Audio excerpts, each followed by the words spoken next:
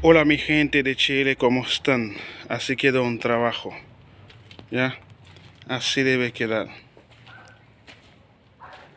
¿ya? Nosotros estamos trabajando para ustedes. Servicio de desarrolladora y pintura.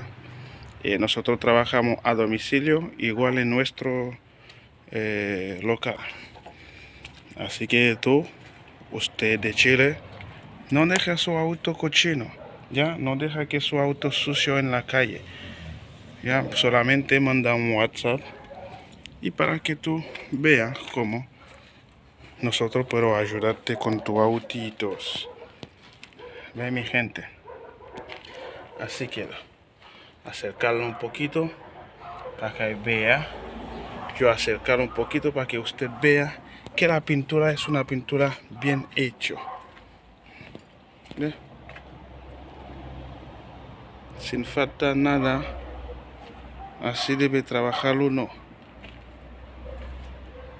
Así tiene que trabajar, pero todavía falta algo, falta pulido, falta almar.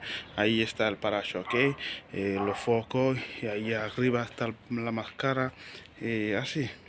Usted que quiere un trabajo así, que necesita un buen pintor, así, un buen taller, o si tú quieres hacer su trabajo en su casa, nosotros podemos ayudarte también, porque nosotros estás ahí para eso. Nosotros trabajamos a domicilio, nosotros somos más cariñosos en este trabajo. Chao, chao, bueno,